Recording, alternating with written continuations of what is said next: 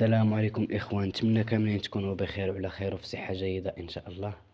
قبل ما نبداو الفيديو ديالنا نتمنى منكم تدعمونا بالاشتراك وتفعيل الجرس باش يوصلكم أي جديد. ما تنساوش تخليو الآراء ديالكم في التعليقات، وإلا عجبكم الفيديو ما تنساوش تخليو لايك تشجعونا باش إن شاء الله نعطيكم مزيد من الأخبار ومزيد من المواضيع على الساحة الوطنية والساحة العالمية المتعلقة بكرة القدم.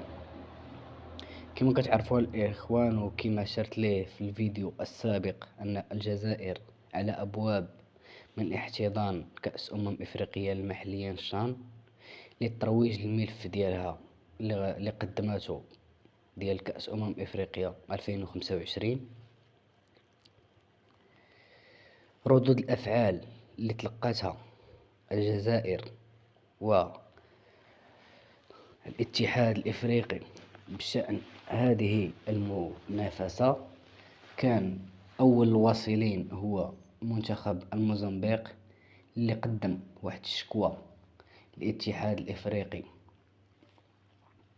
على الجزائر وعلى أن الأمور ما كتسيرش كما ينبغي. ما عرفش واش في التنظيم واش في الملاعب، مهم هناك شيئا ما. الإخوان الصحفي أو الإعلامي علي بن شيخ كان خرج بواحد التصريح اللي كيقول يعني إلا بقينا غاديين بهكا غادي نضحكوا فينا الناس، وهنا كيشير يعني غادي نضحكوا فينا المروك كما كيقولوا. مهم البطولة مازال ما بداتش وعرفات مجموعة من ردود الأفعال، ومازال مازال مازال مازال يعني المنتخبات الأخرين غيجيو حتى هما غيديروا ردود أفعال تقييمات ديالهم لهاد البطولة هادي. كان قبل المنتخب المغربي اللي طالب الاتحاد الإفريقي باش توفر ليه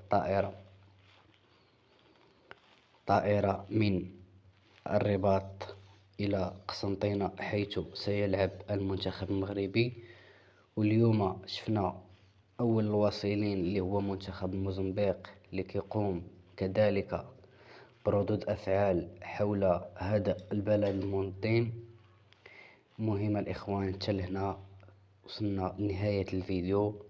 نتمنى منكم كما قلت في السابق تدعمونا بالاشتراك وتفعيل الجرس باش تشجعونا إن شاء الله على نعطيوكم المزيد من الأخبار على الساحة الوطنية والعالمية.